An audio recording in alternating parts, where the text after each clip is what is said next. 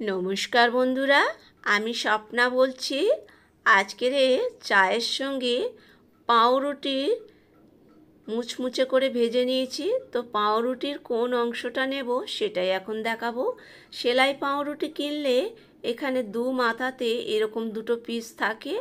অনেক মানুষ এই পিসগুলো খায়, আবার কেউ কেউ ফেলে দেয়। তো আমি সেগুলো লম্বা লম্বা করে কেটে নিয়েছি। নিয়ে কড়াইয়ে সাদা তেল দিয়ে তেলটা গরম করে তেলের মধ্যে আমি এগুলো ছেড়ে দেব।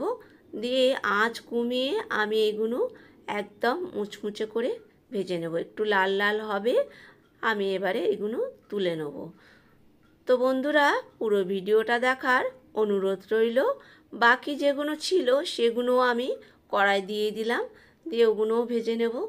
তো এই রকম পাউরুটির দু মাথার শক্ত অংশটা অনেকে যারা ফেলে দেয় তাদেরকে বলবো ফেলে না দিয়ে এইভাবে একবার বানিয়ে খেয়ে দেখুন, ভীষণ ভালো লাগবে।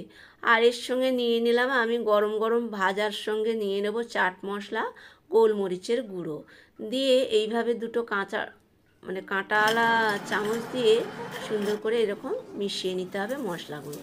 এতটা মুচমুচে হয়েছে হাতেই গুঁড়ো হয়ে যাচ্ছে। তো এটা খেতে না ভীষণ সুন্দর হয়েছিল বন্ধুরা।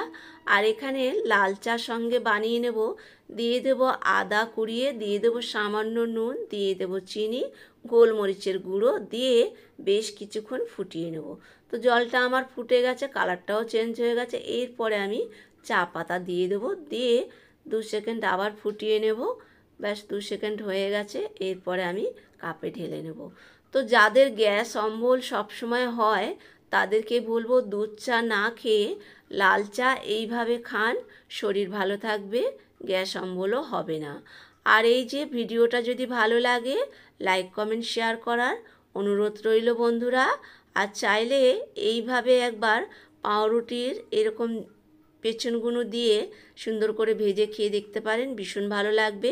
নতুন কোনো বন্ধু হয়ে থাকলে ইউটিউব চ্যানেলটা সাবস্ক্রাইব করে নেওয়ার অনুরোধ রইল।